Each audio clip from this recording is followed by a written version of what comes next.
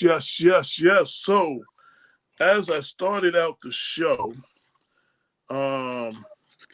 there is a new Anti-Semitic Awareness Act that expands the definition of anti-Semitic. They're also trying to get it to attach it to the Civil Rights Act of 1964. So there's a bunch of different definitions, and one of the definitions that they include is claiming that Jewish people are responsible for the execution of Jesus Christ of Nazareth by the Roman authority.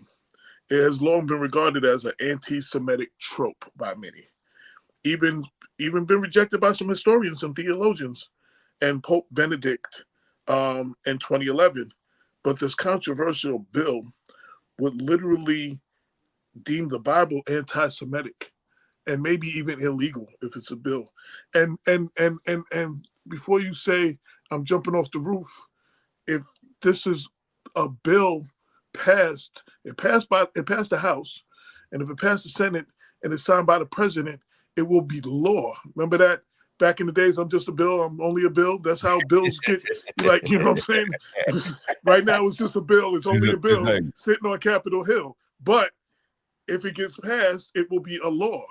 So what I want to know is, for every church that teaches the story of Jesus during Palm Sunday, Passover week, the Holy Week, and Easter, tells the story of the death of Jesus.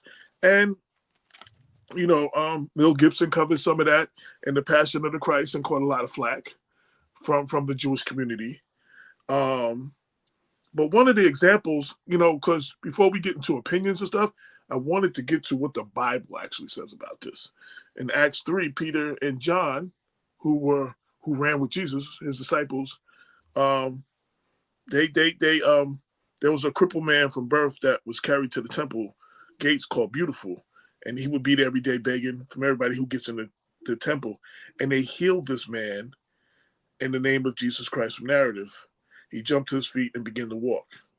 There was a problem, and chapter 4 goes on to talk about the problem that the government had with them healing this person, and they asked him basically, and so we know who we're talking about. We're talking about the priest, the Jewish priest, the captain of the temple, who is Jewish, the Sadducees, who are Jewish.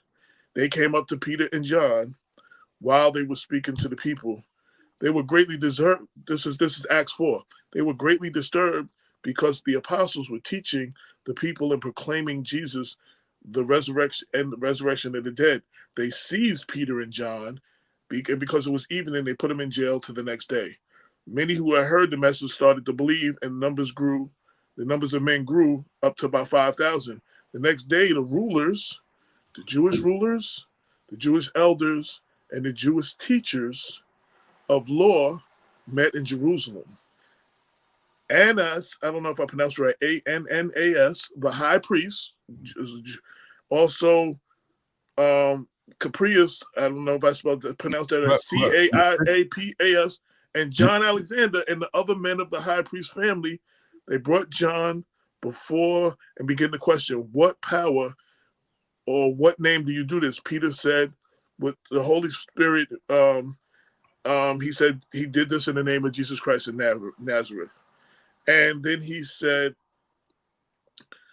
you of the people of Israel, of Jesus Christ, you who crucified him, and all of this, and later on, people blame the Roman government. Just give us synopsis of the. All right. So the Jewish people have been fighting for years this thing that they were responsible for the death of Jesus, claiming it's anti-Semitic. This bill would make that a law, being anti-Semitic. They say the Romans only did it. But the Romans, Pontius Pilate, who was the the head of the Romans, the emperor or the governor or whatever, he wanted to wash his hands of it. He publicly pronounced he saw no wrong with this man. He wanted to actually have him released, and they According said to the stuff Bible. like him. According to the Bible, this is All right. all in Acts. This is all in Acts, Mark, Matthew, and Luke, and John, right? So and I'll put this in the scripture in under the article. I mean under the video, so you can look it up yourself. So Pontius Pilate said he saw no right. He said he wanted to release the man. The Jewish people and that were present was yelling, "Crucify him! Crucify him!" You are not no friend of Caesar if you release this man. Anybody who claims to be a king goes against Caesar. So they were pushing for him. They delivered him. They were pushing for his execution. They were pushing for the Roman government to kill him. They delivered him to the Roman governor. And even when there's this time of the year where they release a prisoner, they put Jesus up and this known thief, figuring, that's how they get out of it. They'll release Jesus. They picked the thief. Because he was more well known. Right. Leading to Jesus' death. Jesus even said to Pontius Pilate, basically, those who delivered me to you have committed a greater sin. So I say this to say, in summary, to say that the Jewish people were solely responsible for the death of Jesus would be historically inaccurate. But it is historically accurate according to the Bible, that is preached in all churches. That is preached not just black churches and white churches too. They celebrate all of this according to their historical fact. The Jewish people were partially responsible, and they were involved in the death of Jesus Christ. They disowned him. They led him to the Romans, and they pushed the Romans to crucify him. So now, if you pass a law now, and you make this a law to say you can no longer say this, and it is anti-Semitic, does that deem the Bible to be anti-Semitic? Yes. Will that deem the Bible to be illegal? Yes, it's not. Would it be? The law is what it is. This is not any type of questioning, because if you read what they're following, what they're following, the International Holocaust Remembrance Alliance.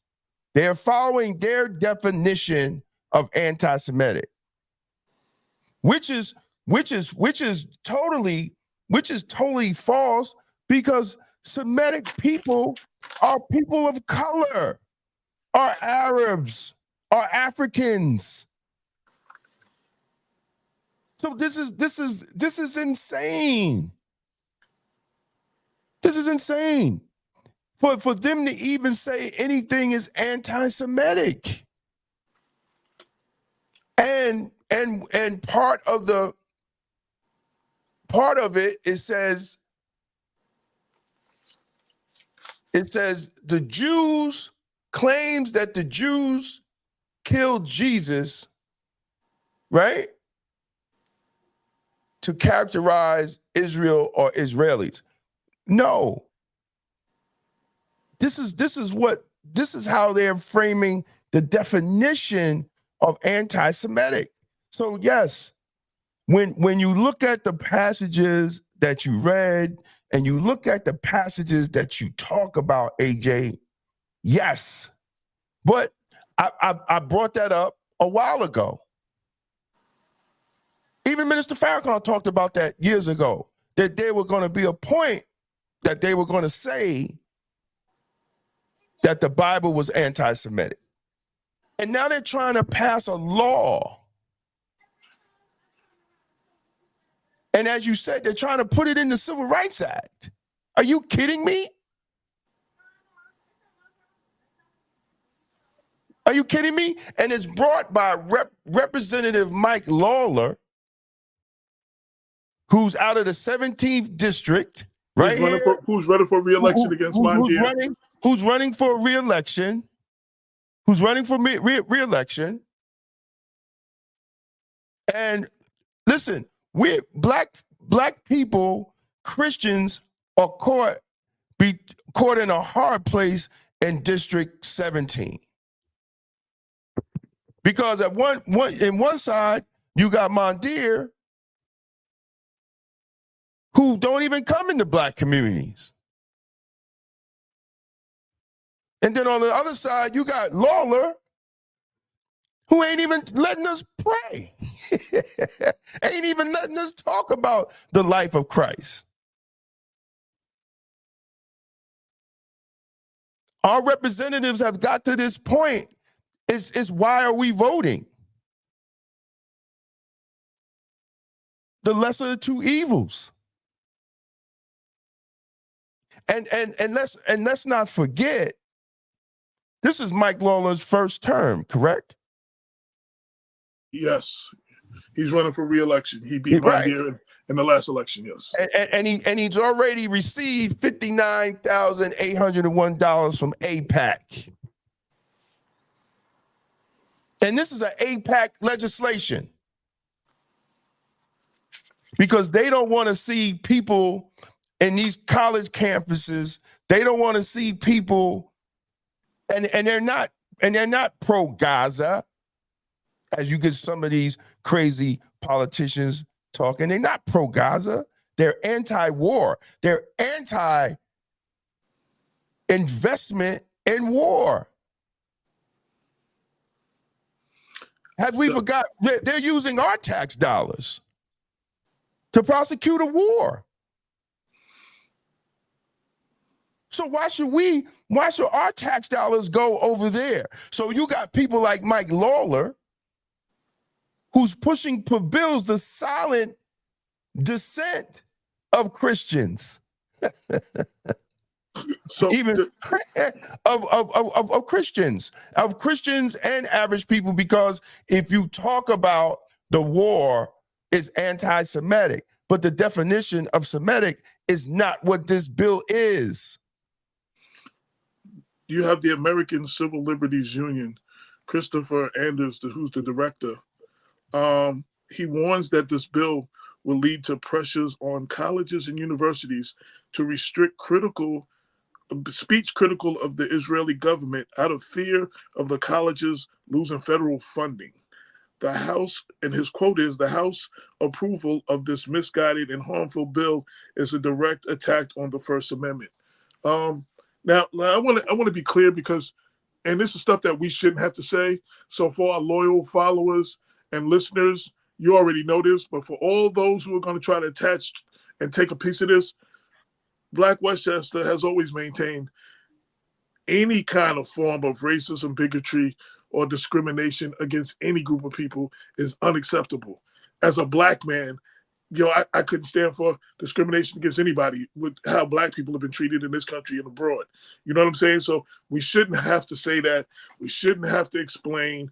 We shouldn't have to explain that. But I need to put out this disclaimer, because there will people that will go run with a piece of this video and then put it out there as we are pro-Gaza, pro-Hamas, Hamas supporters, or anti-Israel. None of that is the case. But I do believe that this bill goes too far. The definition of anti-Semitism is what it is. If you want to add some stuff to it or whatever, and you work that out, but this has been a something that the Jewish community has been fighting for over 6,000 years, that they had no involvement in the death of over 2,000 years. I'm sorry, no involvement in the death of Jesus Christ of Nazareth. Whether you believe in Jesus as the Son of Man or whatever, the Bible, which is stories, and some supposedly told from first account from people who were there, the Peter, Paul, the Peter, John, Luke, all of those, and even some letters by Paul.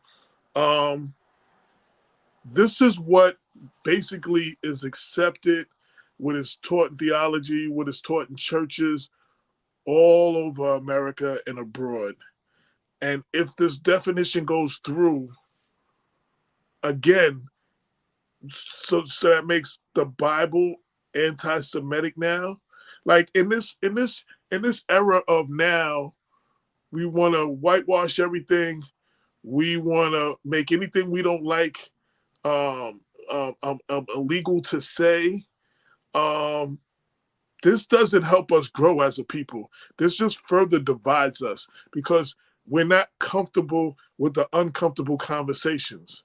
Everything said that has to do with Jewish people or anybody who feels that there is too many people being killed on both sides in this war and what Israel's doing is equally wrong, that doesn't make you anti-Semitic. And you have the right to speak. Now, I do want to say, and as a Black person, we've had plenty of rallies and protests where other groups of people have tried to co-opt our peaceful rallies, and that happens. But from what I understand, and from what I read, and from the coverage that I've seen, the majority of these people are having a peaceful protest. These students are having a peaceful protest. I'm not talking about, I'm not with attacking students and breaking windows and illegally breaking in buildings. I'm not justifying any of that. So please miss us with all of that. Because in these conversations, it's good to throw rhetoric at a situation to not deal with the situation. Well, what about this? What about that? There's a small group of people who are outside agitators who are trying to co-opt this thing. The same way they go to Black Lives Matter rally and start throwing stuff at the police or breaking windows and starting stuff. That's a small group of people of the majority of the people that are peacefully protesting. And Black people, before you say that this bill does not concern you, if they can make this illegal for Jewish people, for other people to protest what's going on in Israel, non-Black people, what do you think they're going to do to us at the protests and rallies we have? This is a slippery slope to making all protests illegal. Like these countries like Russia, where and making what we do illegal. In Russia, journalists are shot and killed and jailed. People that speak up in Russia and Iran and those countries, they're killed or they're thrown in jail for speaking up against the government. You don't understand. You live in one of the countries that you have the right to say something about. You have a right to attack President Biden if you don't like him or whoever the president is. You have a right to speak up against any of your elected officials. If this is a slippery slope to going to countries like Russia and Iran and all of those where you get killed, because now they passing laws, we getting people in there to pass these little bullshit laws, and then it's illegal for you to do it. Then they can shoot and kill you and throw you in jail for just speaking your mind. So everybody should be greatly concerned about this, not just the people that are being called anti-Semitic. And regardless of whatever your definition of Semitic is, from what I see, there are Jewish students protesting what's going on in Israel. What's being done by Israel, what's going on in Gaza. There are Jewish people, there are Jewish administrators of these colleges, and there are Jewish employees of these colleges. Maybe only a few, but they're taking part in this as well. Are they anti-Semitic too? They're Jewish. They can't speak up against what they see as an atrocity. So that's Damon, go ahead. I want to put all that out there. I think we're in a crossroads with politics on how organizations like AIPAC and corporations influence politicians like Mike Lawler. Right? That's his name? That's his name, right? Lawler, yeah. Lawler. Yeah. Like Mike Lawler, like George Lattimore. It doesn't matter. It could be Republicans or Democrats. These because some Democrats voted for this shit. Yeah, the majority of them did. The majority of Democrats, where black people, where we're majority Christians and believe in Jesus Christ, your Democrats that you put in office voted for this bill to make the Bible anti-Semitic. I want to hear from the pastors on this. I want to hear from the clergy on this. That's what I'm waiting for. Especially black clergy, because we're Black Westchester. But I want to hear from any clergy that represents and teaches the Bible, that teach what is in the Bible. They teach this as a historical fact of matter. And I want to hear what you have to say about this. I have not heard any real pushback from anybody in the clergy, period. And they could have been statements that I missed, and they missed me. I didn't see nothing. I especially haven't heard nothing. We're Black Westchester. I especially haven't heard clergy in Westchester, black, white, or indifferent, say nothing about this. A lot of them probably just finding out about it because they just passed the bill. Well, I want to hear. We want to hear from all of you. We're going to stay on it, and I just, Representative Jamal Bowman, of course, he voted against it. And I just, to bring him on, we'll do an interview with him and show it live whenever his schedule is, to really talk about the impact of this bill, not just on our faith, but on the rights of free speech, because this is, and I had a discussion with a politician. He says, well,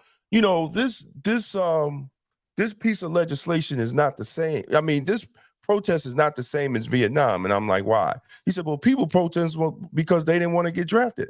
I said, no, they were also protesting that they didn't want the war, right? That they didn't want the war, whether they were drafted or not.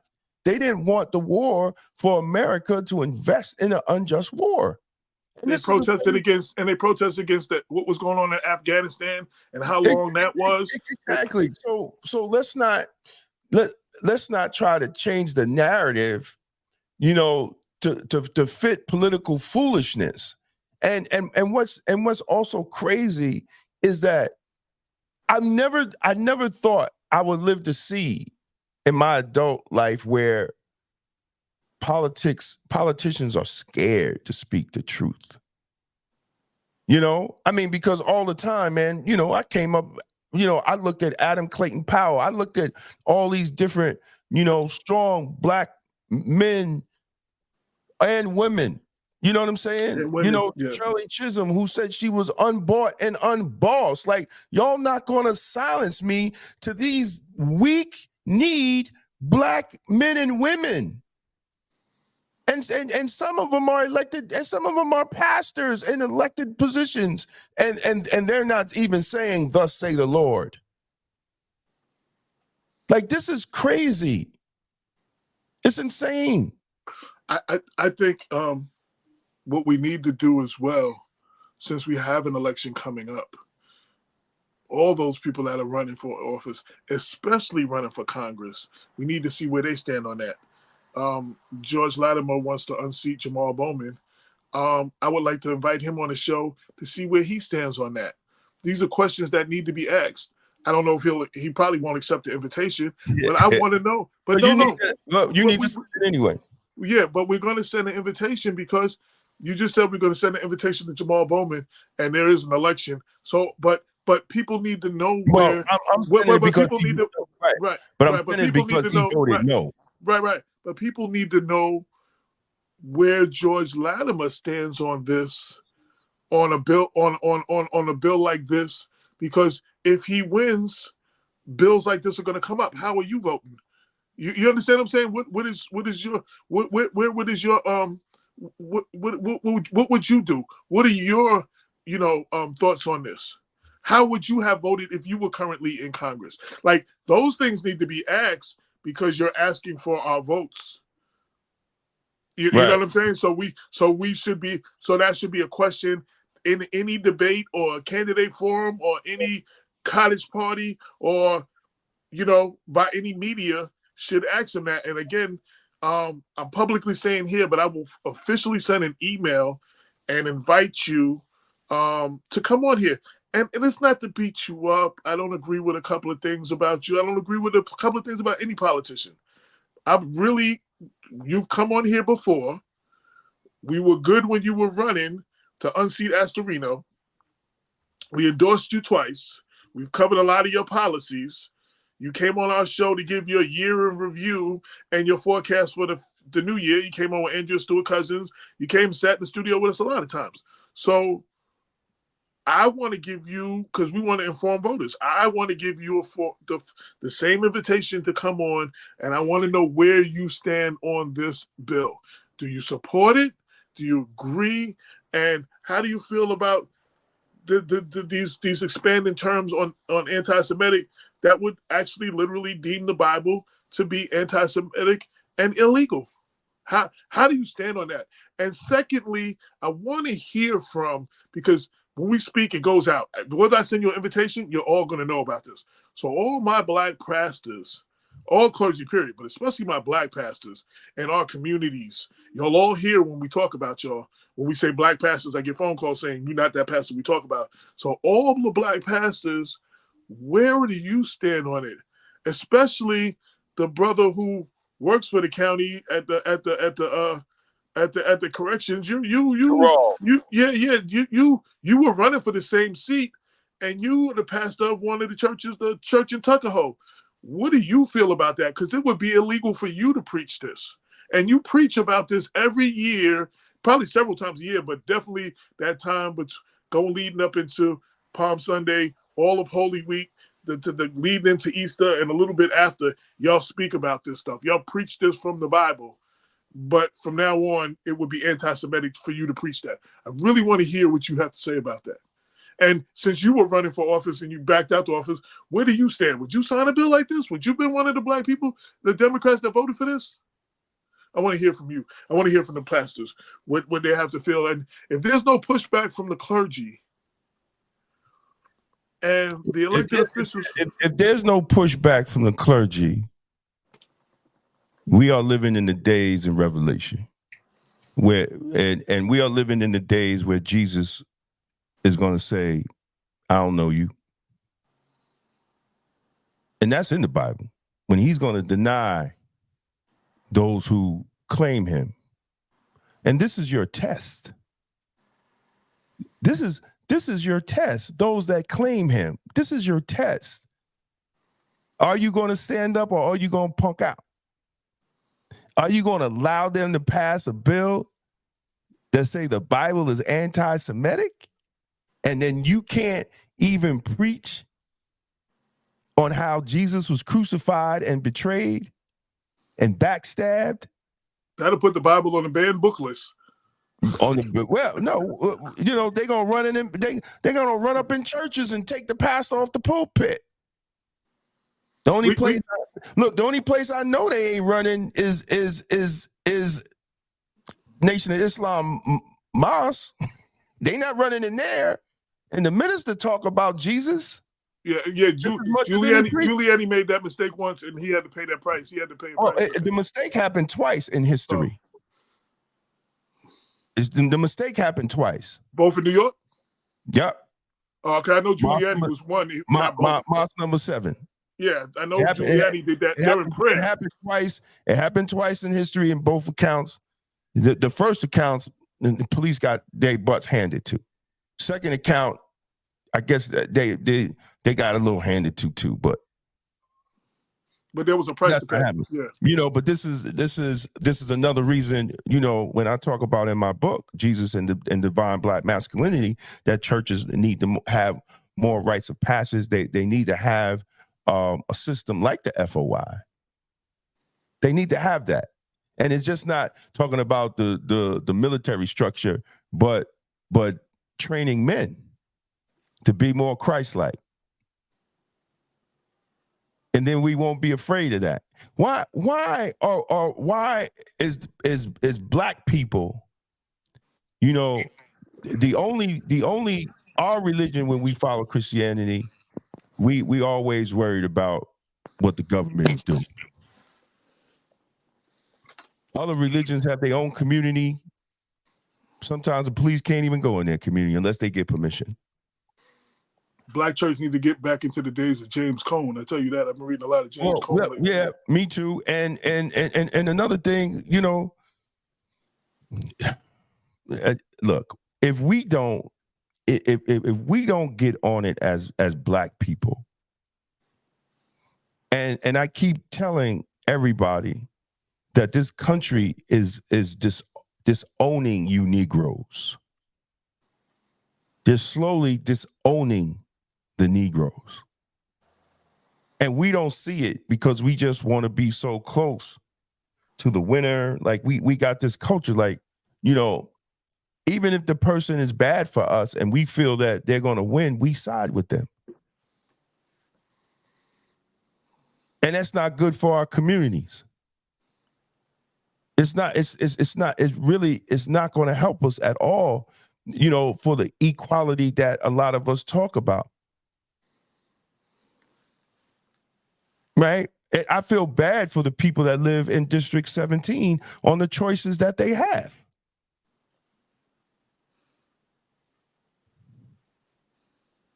And it's amazing that we don't want strong Black men in office. Even the Democratic Party don't want strong Black men in office. They want Black men that's going to go along and get along with whatever the party says.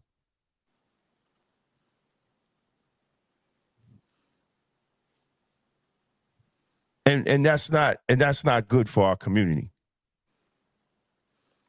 It's not good. It's not good at all.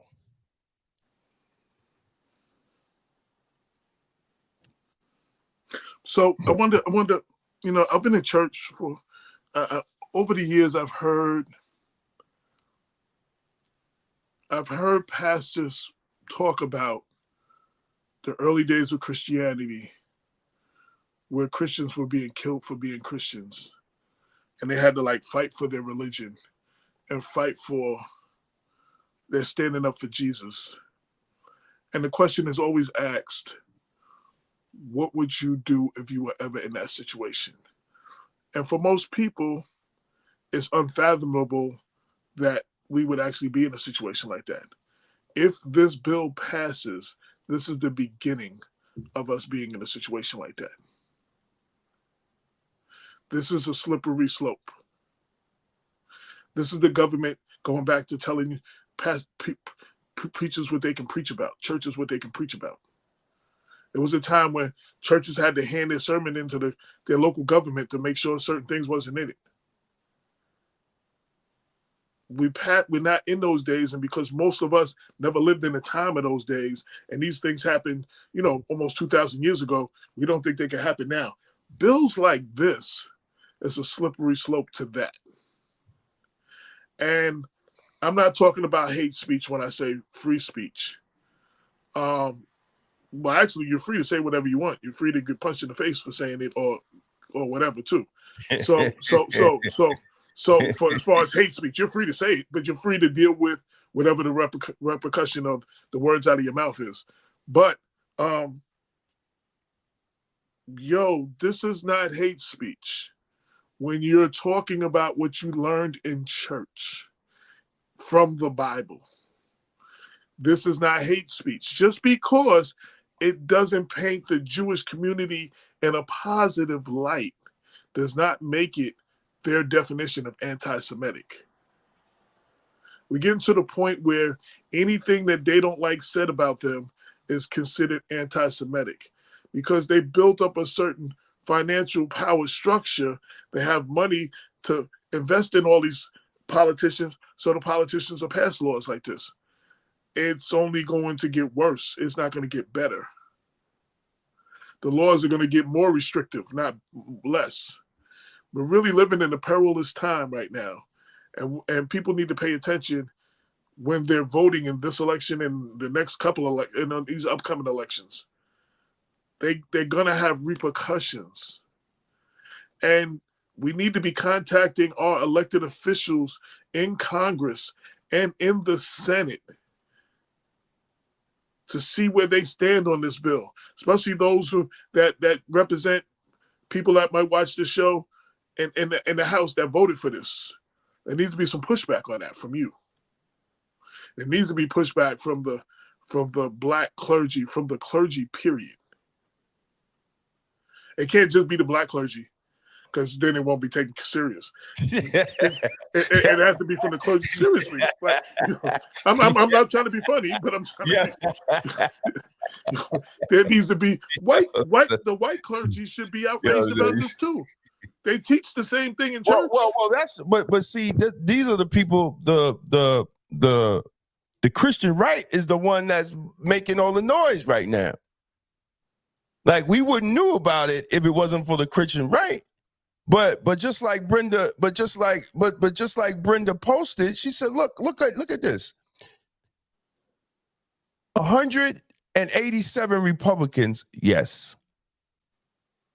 133 Democrats, yes. No, I think Republicans 187. Yes, 133 20, Democrats, yes. Yeah, and that's what I said. No, and 70 and only 21 Republicans said no. So even there's even Republicans that'll be and say, oh no, this is too far. Right, it's too far. It's too far. But when you have organizations, people understand your politicians are bought and paid for. And it's to the extreme. And we've done shows on this. We've talked about this.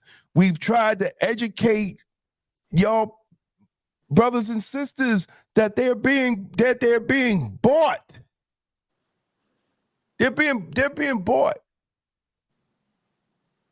And people need to wear. Let me tell you something. This election here in 2024, right? They have given George Lattimore $1,633,000 to run against Representative Jamal Bowman. When you invest $1,633,000, he's going to vote yes. He's going to vote yes. They only invested little $60,000 in Lawler, and he wrote the bill.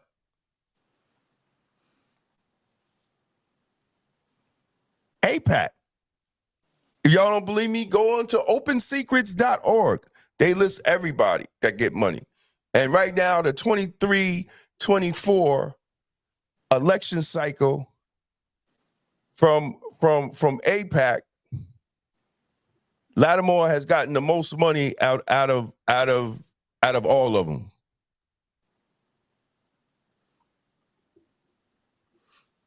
Tanya, who actually I just appeared on her podcast, she said they all voted because that's who pays their meal ticket. Exactly.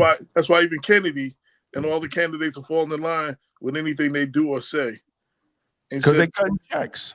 Right. And she said that don't matter. That apparently they have shut down their own who didn't co-sign on this debauchery. That's no rights at all. Right. And absolutely. Yeah, Brenda shared the link to the Schoolhouse Rock, I'm Just a Bill. So y'all can click on that. If y'all, for your young people that might not know what I'm talking about, we need to bring that need to be back on TV on Saturdays too. So the young people. But that's the dumbing down of America, right? Yeah. So you get rid of those little programs that educate young people, and they do it in a way, and we know, it's scientifically proven when you do things in songs, right? What's the easiest when you put it in a jingle, right? Right. And let me tell you, my granddaughter, 3 years old. I played Bestie 5 times. Now she knows it.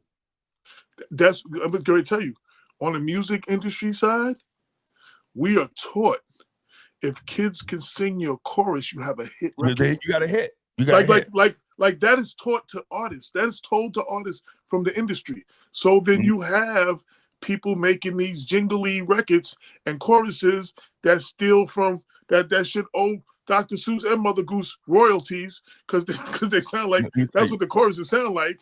And that Bessie joint, Bessie joint, even though it's a minute, but I know he's working on a full album for his daughter.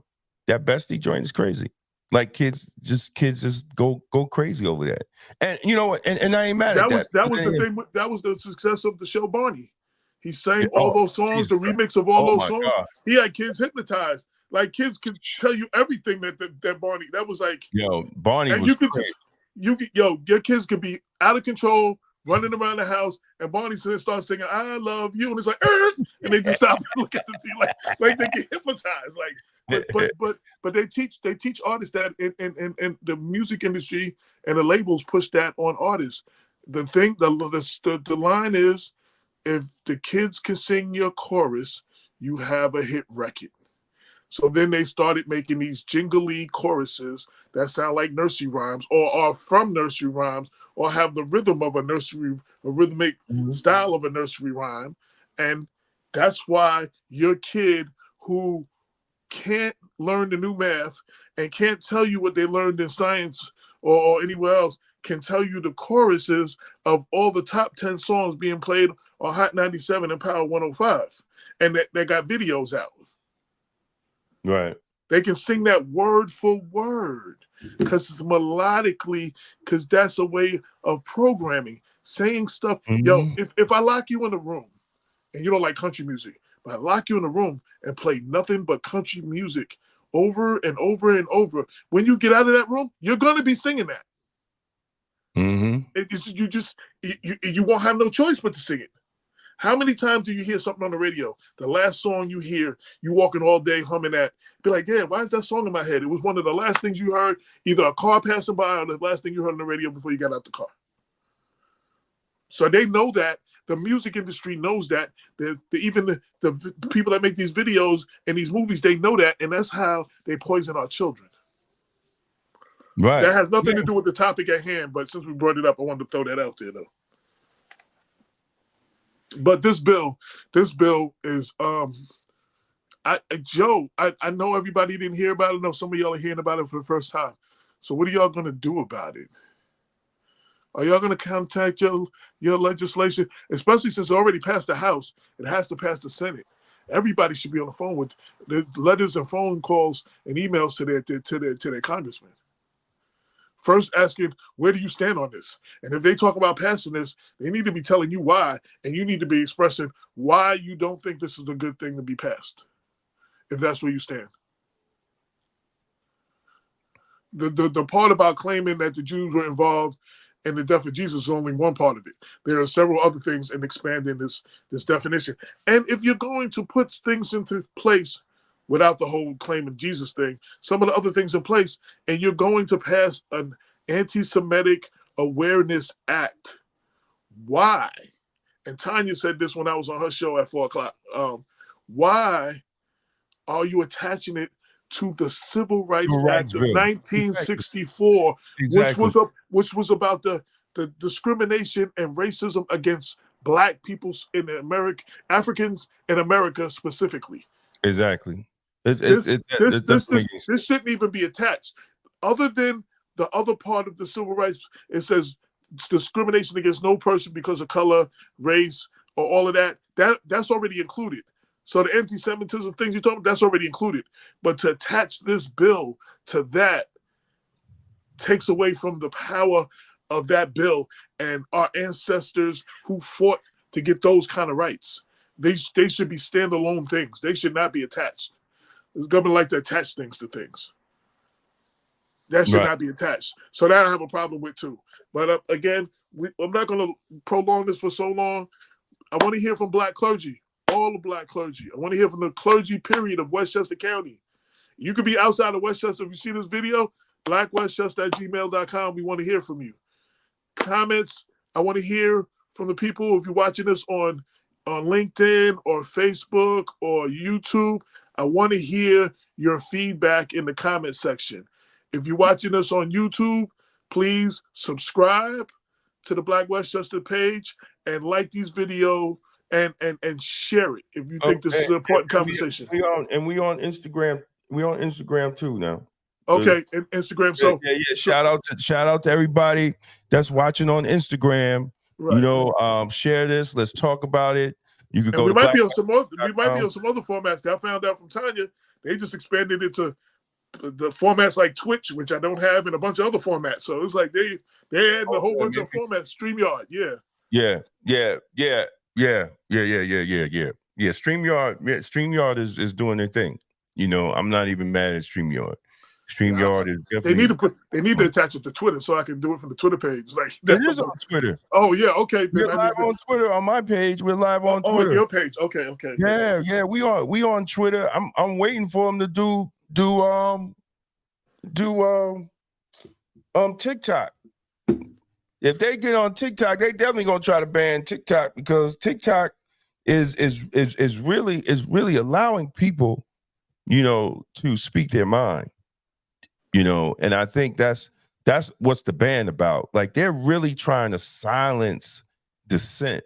They're trying to silence the voices of the people right here in America. And then they want to talk about they're going over there and fight for democracy overseas, when look, y'all can point to Trump all you want. Trump is a distraction. The killing of democracy is happening right now with those that are in office, and those Democrats that voted for this bill. And if anybody got the link or know where I could find that list of Democrats that actually voted for this bill, we're going to post it. We're definitely going to post it. These Democrats are anti-faith, anti-freedom of speech, anti-black, and that's what we're going to say. Because if you claim Jesus and you voted for this bill, you Jesus don't know you, and you don't know Jesus. So we just gotta keep it 100, and we just have to voice our opinions. Me and AJ Straight Music, we don't get support of people because we tell the truth. We don't get support of politicians because we represent the people. The show is called People Before Politics, not just we're just talking politics. And we give you the show free. You don't have to subscribe to that, and you don't have to pay to watch it. Exactly. You don't have to pay. You don't have to pay even to read the newspaper. You don't have. There's no paywall on the website. Like, this is not a get rich scheme for us.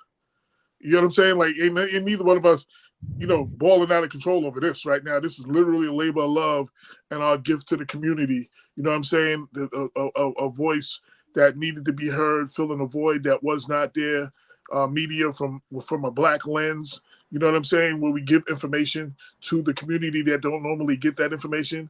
Like I said with the Yonkers Town Hall, go to that. Like, we give you that information now. What you do with it is up to you. But we giving it to you for free. Our local major newspaper, LoHUD, you can only read a certain amount of articles a month, and then you hit a paywall. And then some of the really good stories, like they did a good story on us, they put that in the subscribe part. If you wasn't a subscription, you couldn't even read it.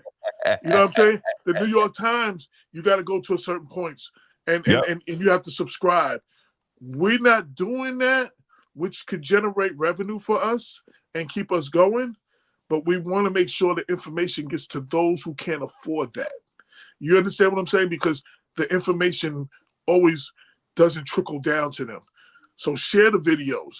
Share what you like what you see. Share it with other people who might not know about it. You know what I'm saying? Like I said, subscribe, like, follow, all of that. And, all on the website and the emails and everything, there's a donation button. Feel free to do that, because I tell you, what's that song I said last week? One day, and it might not be long, you're going to look for us and we'll be gone. And y'all will be like, what happened to Black Westchester? What happened to them? Why is there not? Oh, we need a black media voice to do it. We need some black media. You have it right now, so support it. Hey, listen. So we can those who can, so we can continue giving this information free to the people. Right. We can, and we don't charge people for interviews. We interviewed a pastor, and I want to say his name. I'm going to throw him out under the bus today. But he was like, yo, do you know if I was to do this with, and he named other media outlets locally, this would have cost me $500-$600. We did a one-on-one interview with him because he has some stuff to express. We went to his office and everything. Yo, they're charging people, other outlets are charging people to even appear. So, you know what I'm saying? If you ain't got the money, you can't get the word out. And Brenda, yes, yeah, that's a great idea. I'm going to post Republicans and Democrats who voted for the bill. So everybody should know. You know, I said that because I'm particularly worried about these Democrats because Black people, we haven't understand like when you go when you go to a financial advisor, what does he tell you? He said you need to diversify your funds, right? You can't put everything in one account, right? Move your money around, right? We don't do that when it comes to politics. We just stay in the Democrat account. We don't invest in the Republican account. And that's the problem why the party doesn't change, because we don't invest in that. You know, I'm not saying I agree with them stuff, but if you don't have Black people pushing and them relying on Black people to win, they're not going to change, because we once were Republicans. I don't understand how people forgot that. It just took one bill to change the changes over to Democrats. One bill to change us over to Democrats. So we need to diversify. We need a plan of attack, because if we're not going to do that, then guess what? We ain't gonna get nothing. We're not going to get nothing. See, they nervous now because why? Because a lot of people are saying, you know what? I'm going to vote for Kennedy. I'm going to vote for Cornel West. I'm not going to vote for Biden. So the first thing they're going to tell you, well, if you do that, Trump's going to win. So they try to talk you out of making a choice because you have choices. So I think how our understanding of politics as Black people, and then they use radio hosts, they use movie stars, they use all these other people, you know, to get you in a fixed mindset about politics. I don't care what party the person is, as long as they're addressing it's about your interests. Y'all have made it about party. And we haven't changed. People get mad when I say that. We own less land than we did in the 60s. And that's my plan, because they stole a lot of it. But yeah. Well, it's not even that. I'm talking about just home ownership. Period. Just home ownership. We own less property now than we did before. I said, and they stole some of that. Right. Black farms are not even getting help from the government. We're the only ethnic group of people in the United States that don't have a food chain, that we can track our food from the farm to the table. And that's by design. Right. All other ethnic groups can. We can't. And we wonder why we're filled with disease and sickness in the Black communities, because everybody else is selling in the Black community but Black people. And we still following the same political BS on how we deal with politics in our life.